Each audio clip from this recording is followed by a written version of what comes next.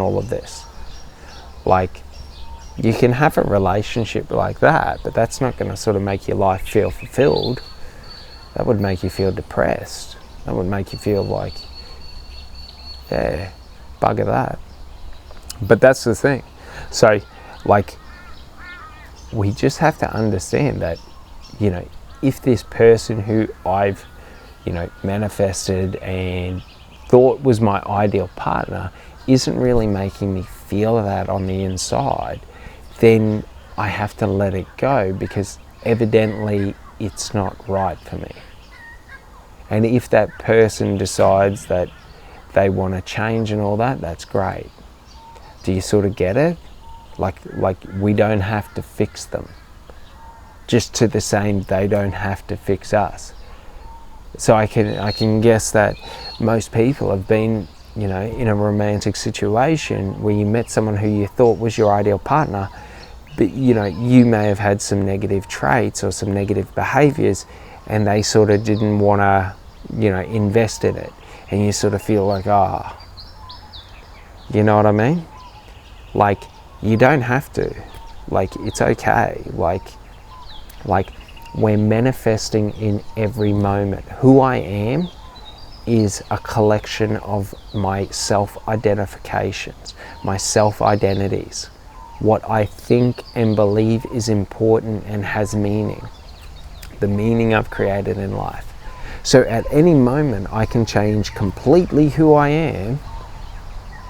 You know what I mean? I can reprogram my thoughts. I can change my emotions.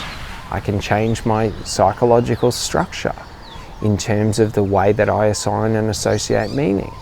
Like, I can do all these different things. I can change my body type. I can change my hair. I could change my teeth, my eye colour. Like, whatever I wanted to do. Like, do you sort of get it? So, like, if I think I'm in love and I've found my ideal partner and it fails, like, that's all right. Like, at any moment in time, we can call in our ideal partner, because it's not that they were created this way. It's that we're calling in someone who identifies with what we want. Do you sort of get it? The more I speak about what I want in life, the more what I want shows up in my life. Because when I speak about what I want in life, when I am focused and direct about what I want in life, my subconscious mind is listening, and my subconscious mind starts to look for that. And over time, from me talking about what I want in life again and again and again and again and again and again, over days, weeks, months and years, what happens is as I become laser focused to where that's all I see in life. So now I have manifested my dream life. Do you sort of get it? Like, life hasn't changed. The universe hasn't changed. If I live my dream life, if I don't live my dream life, nothing changes on the earth. There is only change within me. Do you sort of get it? Like, so the thing is like, in any moment of life, in any time, any relationship, any time, anything, like any job, I can live my dream life because it's a choice. I can have whatever I want in life because it's a choice. Do you sort of get it? All I have to do is put in the work to be that version of myself that can do these things. And when we are able to do this, then we unlock the ability to choose what we want in life. I don't have to go out there and be a millionaire, because maybe I just want a nice house. Maybe I want, 8 weeks of holidays a year, whatever it may be. Do you sort of get it? Like, when I understand that I can have what I want in life, and all I need to do is focus on what I want in life, I don't need all the other bullshit to try and impress people. I can just get what I actually want in life. So life becomes simpler, easier and cheaper. Do you sort of get it? Like, if I'm not trying to impress other people about the food I eat, I can just eat food I enjoy. And typically, the food we enjoy is usually that rustic home-cooked meals. because they remind us of childhood, they remind us of upbringing. Like, do you sort of get it? Like, our diets are very reflective of nostalgia, because I don't know about you, but a lot of us, like me especially, like, I eat the same diet very, very similarly. Do you know what I mean? So I'll eat the same diet for 3-month blocks, and then I'll change it, and then I'll do another 3 months. Like, we sort of naturally like to experience new, but we also really like routine and mundane. Like, we like the consistency because it's more relaxing. Like, for example, if I'm going out there and I'm eating Chinese today, and then I'm eating Korean tomorrow, and then I'm eating Thai the next day, and then I'm eating Indian, and then I'm eating Malaysian, and then I'm eating, like, do you sort of get it? It'd be a bit stressful on the body. Like, sometimes we want plain and bland and things like that. So it's the same in life, that if I wanted to travel, maybe I would want to travel to China, you know, Taiwan, all these different places. But it's sort of like, I don't have to go around there and try and do it in 1 year. I could do it in 5 years. Do you sort of get it? Like, when I'm able to just focus on what I want in life, well, I'm able to focus on how do I want to experience it. So in thinking about the ideal relationship, like, how do I want to experience the ideal relationship? Like, what do I want ideally in the relationship? Like, you know, do I want new experiences and travel? Do I want, you know, security? Do I want, you know, fine dining experiences? Like what is it? Like, because these are the things that if we're able to achieve within the relationship every day or every week, you know, job done, it's the ideal relationship. Do you sort of get it? So, you know, if we're able to do this and we're able to identify like what is it that I like, not what do I want to do to impress other people, it's what do I want to do, what makes me, you know, what gives me enjoyment. So for example, for me, I enjoy hiking and walking. So like, I don't really care, I can walk 40 k's, I don't really care where I'm walking, I just enjoy walking. Like, it doesn't really matter. Like, if there's really nice scenery, it's pretty awesome. If I'm out in a national park, that's even better. But it's sort of like, if I'm walking, like, I'm enjoying it, like, I'm having fun. Do you sort of get it?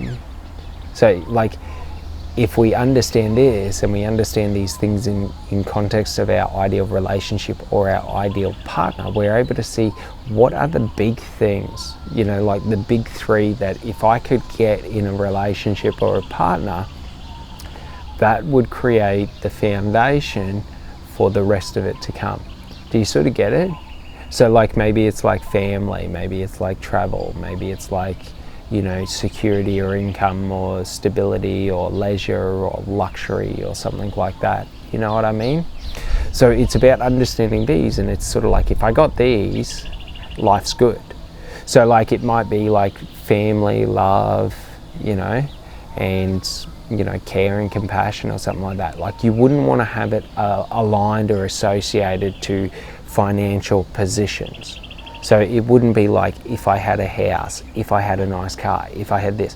Because the problem is, once you lose any one of those three, your life's in ruin. So you want it to be something that isn't tangible or material. That way it can't degrade, break down, or die. For example, love, you know. Someone can love you and hate you at the same time. Someone can love you and love you at the same time. Like, love's love. Like, there's degrees and scales to love, but you wouldn't want to get caught into that context or that metric of measurement, because when we start measuring the scale of love, then we start measuring love in actions, love in, you know, outcomes, love in feelings. And then what we're doing is we're trying to artificially create, you know, these experiences that create these feelings and emotions and things like that. And that's never good. We want it to be naturally flowing, and, you know, we want it to be more of, I'm focused on making you as happy as I can, you know what I mean? Rather than I'm focused on making you at a 9 out of 10 on love, so I'm going to do this, this and this, and then if I do this, you should be at a 9. Then we do it and they're at an 8.5. Why aren't you at a 9, mate? You should have been at a fucking 9 for this, mate. Do you sort of get it? Does it remind you of relationships where people have these tick boxes or these checklists of things that if they do, you should feel this way. You should do this. Do you know what I mean? And it's funny because like we're all guilty for it. Like, you know what I mean? But then when other people do that sort of behavior to us, we don't like it. You know what I mean? Because we're like, what do you mean? Like, you just did this. Like, did I ask you to do it? Do you sort of get it? Like, so it's sort of flip side. So we got to just understand that, like, in both sides, we can have the positive and negative behavioral or emotional traits. So, for example, I could use expressions of love to sort of pressure and dominate someone, or I can use expressions of love to inspire and sort of encourage someone.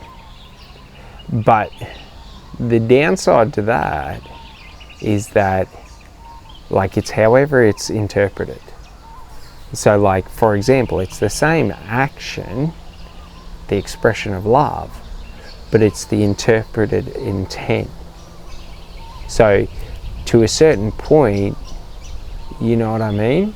You can only do what you can do in terms of, you know, I'm not walking around with a fucking billboard on my forehead saying, trust me, I don't lie. But, you know what I mean? At a certain point, if it doesn't work, it doesn't work. If someone doesn't trust you, they don't trust you. Like in anything that you're trying to manifest, like, you've got to be willing, like for love, for example. So to know unconditional love is to know that I can love you and throw you the fuck away and not care. Like, I can love you from a distance without ever speaking to you again. Do you sort of get it? Like, that's unconditional love. Like, we have to get to this point of detachment and letting go to where it's okay if you don't reciprocate with me. This is how I feel. Do you sort of get it? Like, it doesn't matter if they reciprocate or not. I don't have control over if they reciprocate or not. I only have control over me.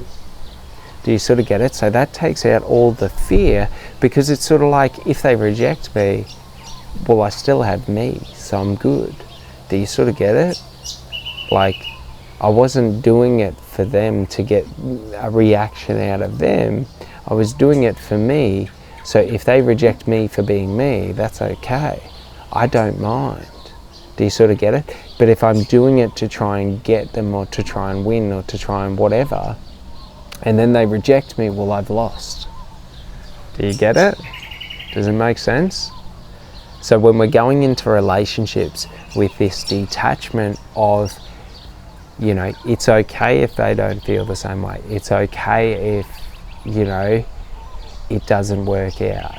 And it's the same with everything in life when we're manifesting, that I'm going to take these actions. These are the actions that I believe are the right actions to take. I'm going to express myself honestly and openly. And, you know, I'm going to be, you know, a collaborative cooperator within the relationship. Now, if at every point you like, they reject it, like, that's okay. Like, nothing negative has happened. Do you get it? But it's sort of like, if I was doing it to try and win, and to try and win the relationship or whatever, like, then that would be pretty devastating, right? So we're just going to understand, when I'm being myself and presenting myself into the situation for myself, it doesn't mind. It doesn't matter if anything negative happens. Do you get it? But if I'm presenting myself into the situation with an expectation that they feel this way, they do this, this, and this, then I'm going to feel less than. Then I'm going to feel rejected. Do you sort of get it? So, like, it's just something to think about in terms of like, it's not that we don't love the other person, like we love them wildly, do you know what I mean? But it's that we have to be okay within ourselves that sometimes I get what I want, sometimes I don't, and that's okay. Like, do you realize, like, every time I don't get what I want, I always get something better later on? Do you know what I mean? It's sort of like, you know, when you were a kid, like let's say, and you were driving back from town and your mum said she'd get your ice cream from Macca's, and you know, and then they miss the turn and they forget, and then it's sort of like, you missed the ice cream, what the hell? And then they're like, oh, we'll just go to Woolies and get some ice cream. You know what I mean? You get more ice cream than you would have got normally. So it's sort of like, what was negative is actually now positive. You can complain and focus on the negative and how bad it was all you want, but it's sort of like, if you do that and you complain, and the kid cries and all this and screams, well then the parent's going to be like, fuck off, we're going home. You get nothing. Do you sort of get it? So like, we got to be willing to move with the turns of life, with the directions that it goes, and just understand, well, there are some paths I can't walk down, and if I think this is going down that path, I have to put a wall and just say, sorry, no, I can't go that way, I'm going this way, and be okay with that. Because if we limit or lower ourselves to do, so like, let's say for example, let's say you didn't drink and you didn't smoke, and you dated someone who drank and smoked, and they were trying to convince you to start drinking and smoking. Like, you can go down that path, but it's not what you want in life. Like, it's okay to go your own path. Do you sort of know what I mean? Alright, well, I hope you get this one and you understand it and enjoyed it. Alright, well, I'll talk to you next time. Thanks so much. Bye.